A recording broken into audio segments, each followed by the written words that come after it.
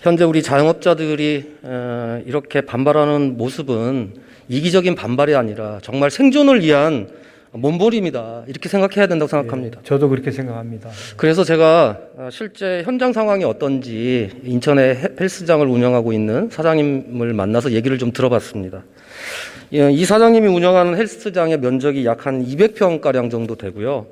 임대료가 월 800만 원입니다. 그리고 관리비가 200만 원, 또 기구 관리하고 렌탈비가 200만 원이었습니다. 그러니까 인건비를 제외하고도 고정 지출이 월 1,200만 원입니다. 그런데 앞에서 얘기했듯이 정부의 지원은 1.9% 금리의 대출 지원과 그다음에 전기료 등 각종 공과금의 납부 기한을 연장해 주는 것, 그리고 이번에 직접 지원할 300만 원이 전부입니다.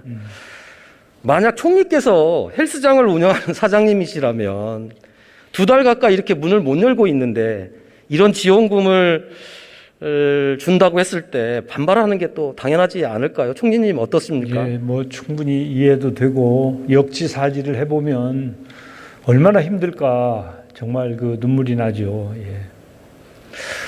그리고 최근에 이제 헬스장에 대해서 형평성 문제를 제기하니까 돌봄 기능을 하는 경우에 허용하겠다, 이렇게 얘기를 하셨더라고요.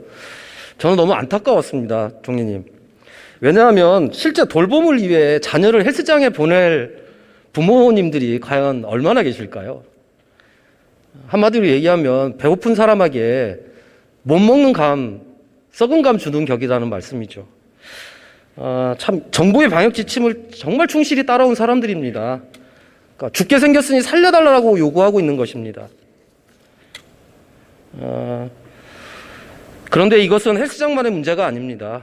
정부가 무조건 상인들 문 닫을게 할 게 아니라 문을 닫아도 버틸 수 있는 실질적인 지원을 저는 해야 된다고 생각을 하는 거거든요. 총리님, 우리나라 헌법 제23조 3항에는 공공필요에 의한 재산권의 수용, 사용 또는 제한 및 그에 대한 보상은 법률로서 하되 정당한 보상을 지급해야 한다고 명시하고 있습니다. 방역이라는 공공필요에 의해서 집합 제한이나 집합 금지 명령을 내린 업종에 대해서는 정당한 보상이 지급되어야 한다고 생각하는데 총리님 어떻습니까? 예, 뭐 우리가 거기에 대한 법을 가지고 있지는 않습니다.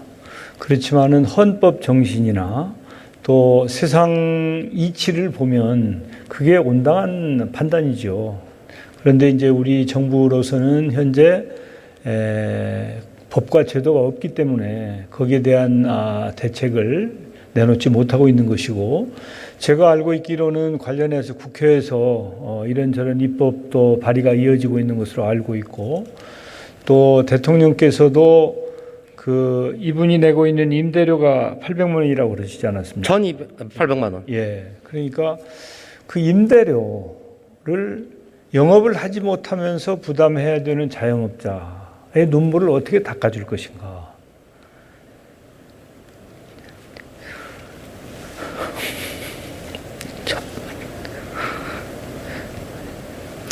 네. 정말 힘든 일이죠.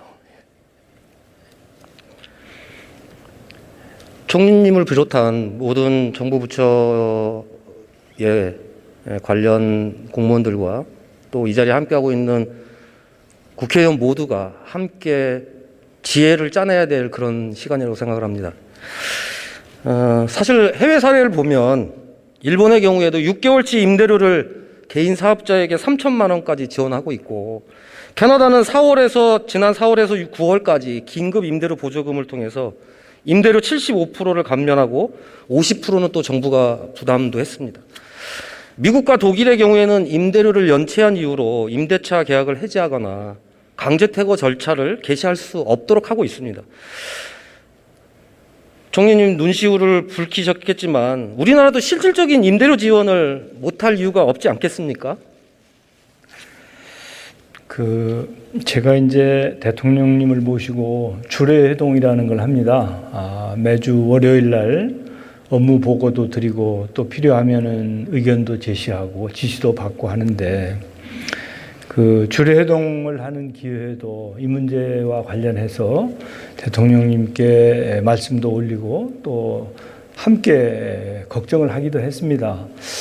저는 이 문제와 관련해서는 나름대로 정치권에서도 그렇고 정부와도 함께 뭔가 뭐 다시는 이런 상황이 오지 않아야 되겠지만 이제 좀 지금 이 코로나 위기를 겪으면서 거기에 대한 대책을 만드는 계기가 돼야 되지 않겠나 저는 그렇게 생각을 합니다. 예.